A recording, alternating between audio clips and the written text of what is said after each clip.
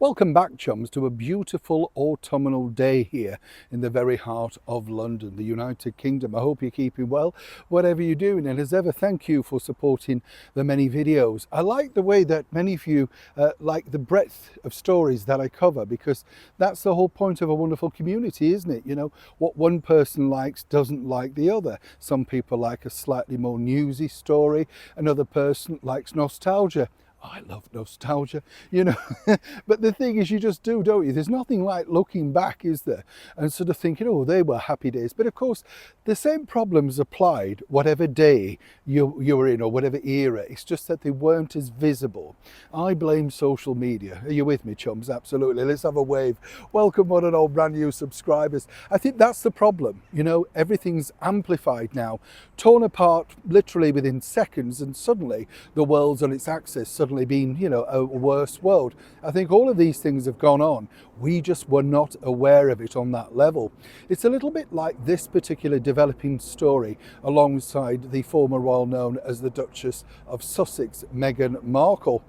What I find, you know, intriguing, shall we say, about Meghan Markle is the opportunities. Everything slips through her fingers. But now, according to a very well-placed source, Meghan has the management that she feels she's always really relied upon. And it's this man, that's right, Marcus Anderson.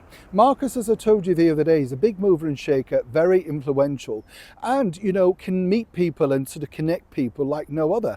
That's what these people did. You know, when you look back in the great days of Hollywood, you had wonderful restaurants like Romanoff's and stuff, and people went there to be seen. It was the influencer's paradise, you know. You'd go there, wheeler deals, sign deals, who's been fired, who's got this role. You know, you only have to look at, if you wonder how this game works, The Search for Scarlett O'Hara. Remember, that was the beautiful movie from 1939 with the gorgeous Vivien Leigh, and everybody was stunned that this British actress, virtually an unknown, I might point out, got the role, because that's how skullduggery works. Meghan Markle, you may think, is signed to the William Morris Endeavour Agency. A name, right? The thing is, if they were truly interested and invested in this particular talent, and that's the thing that you're told to call people, you know. I find this really strange. When you work in television, if you are being discussed by the crew, they don't talk to you about, oh, Neil said, or Neil wants to do this, or whatever it's the talent has said. And I always think, don't be ridiculous. It's just that really I have the gumption to stand in front of a camera, or I want to do this particular job. It's not about how talented you are, particularly in that particular field. And I don't mean to decry what I'm doing, but you know what I mean. It's far more talented to, you know, take to the stage, to perform in front of people. A live audience is far more frightening than anything you can do on camera in the warmth of a TV studio. And what's fascinating about Meghan and Harry is really they're now this micro celebrity couple. So where is Marcus Anderson in this? Well, you see, he's the real mover and shaker that's actually shaping Meghan's new direction, whether you like it or not. You know, he's been instrumental in sort of putting, along with her team, the disruptors, the distractors, all of these things together. And she trusts him implicitly. You know, I mean, you could say there's three people in that marriage. And if you were Prince Harry, you might think, him again, you know, because he's there and she trusts him with what he's doing. Now, there was a blip, and it was a very big blip, and this was when this happened. You see the picture where she's, you know, and again, I have to say allegedly laughing, because they are now firing out legal remiss out to people who claim that Meghan was laughing. There is no proof, apparently, that she was laughing at somebody collapsing or tripping up on that catwalk. But either way, just to be smirking when all around you are not, says a lot, doesn't it? And it's not the first time that Meghan's been caught out with the horrendous mask slip. And that did cause a lot of problems behind the scenes. This is because Marcus knows to fix that grin, to make sure that you are on camera, you never fail. But Meghan can't quite sustain it enough. Now, here's where this gets really interesting, because as I told you, I think yesterday now, you know, the guy behind it, the fashion house, you know, the Balenciaga or whatever it is, well, the bottom line is that, you know, he's let the cat out of the bag, to coin a phrase from Meghan herself. He's basically said they had a text friendship, blah, blah, blah. It wasn't that much of a friendship. Suddenly people got in touch. Well, Marcus got in touch to start the ball rolling, right? And this is where this gets really interesting. You see, they're not very bright out at Monty C. Esposito. One of the ideas that Netflix thought would be a good idea, because they're quite savvy, you know, this is how they built up a billion-dollar company.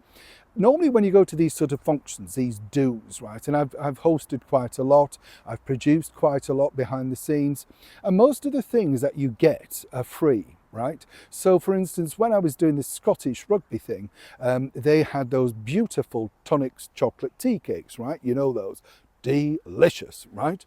And they were put on all the tables and put in the goodie bags, all given free because it was a Scottish related event, and they're a wonderful Scottish company who, I mean, I can't think of anybody who doesn't like chocolate tea cake. If you haven't tried them, once you've opened the box, bang, they're gone, right?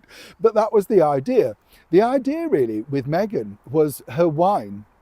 And I thought this was a very good idea. And again, just goes to show how, you know, ineffectual these people are.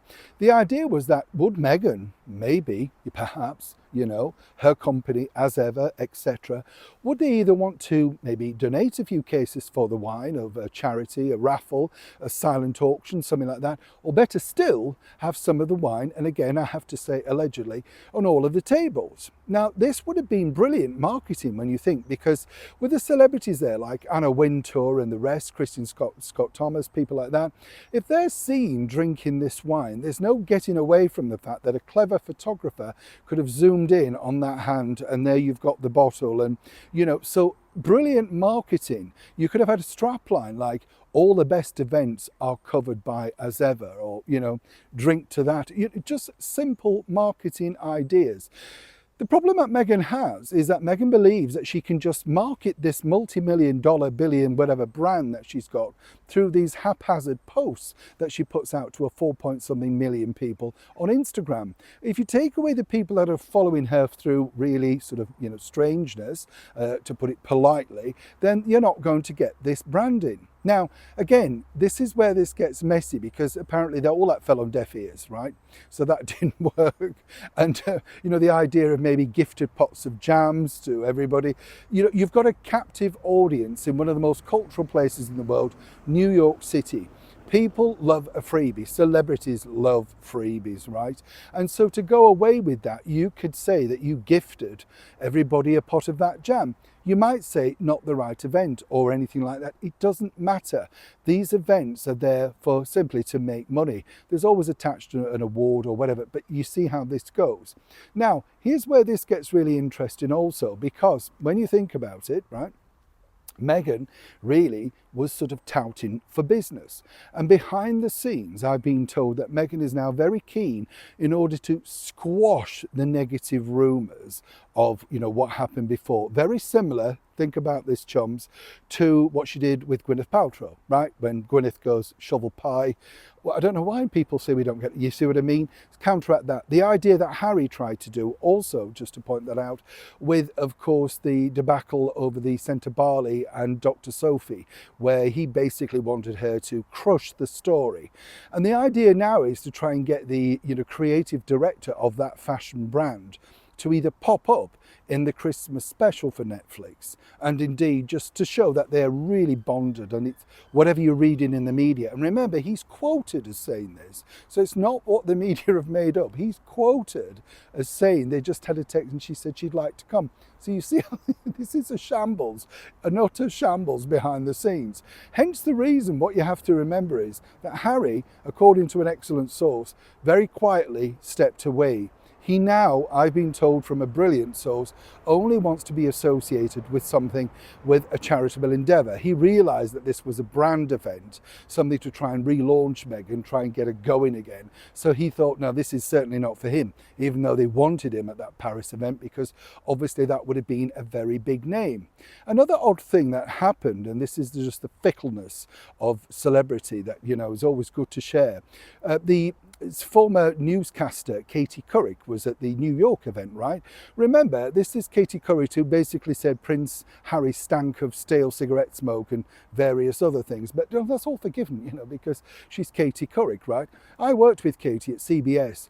a very strange woman, right? You're not allowed to speak to her unless she speaks to you. I didn't bother with that, as you can imagine. We didn't get on. It wasn't the best of relationships. But then she wasn't great either at CBS. They paid her 8 million and within a year she hadn't delivered, so they paid her off. You get the picture. Again, allegedly.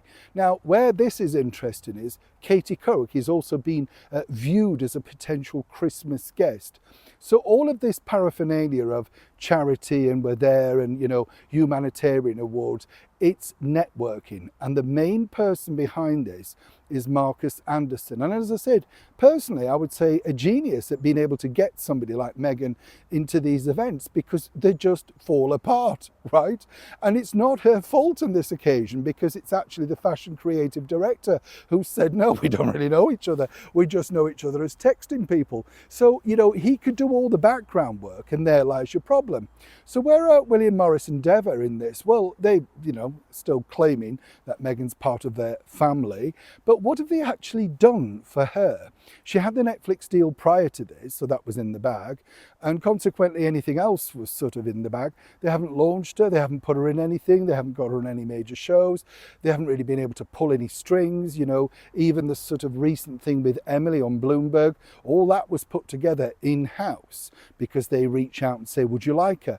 Of course, people are going to say, yes, it's eyeballs to screens. It's a bit like Jamie Kern-Lima, all that. It's simply not working. Now, the problem that Meghan has now is, once she's up against the volume of sales, and this is the problem now that you have to look at for Meghan, the biggest issue now, the volume of sales that she's now got against Victoria Beckham's very successful documentary, you know, it's done well. It's turned a profit in a matter of days. I mean, you've got to remember, this is about business, it's show and it's business. Meghan Markle now has to really find some good guests. And the likes of Anna Wintour have been touted, Katie Couric, anybody that she met, of course, at the Paris fashion thing, and the creative director. As a homely sort of ensconced in this rented kitchen where Meghan's making food for people because she likes everybody to feel and know that she's thinking of them. Meanwhile, his family ostracised and her family ostracised because she's not thinking of them. But we're supposed to believe that it's all about the festive Christmas spirit. Anybody else see a problem looming with this next idea? It's a developing story. I'll see you next time. Neil Shawn, Kensington, London.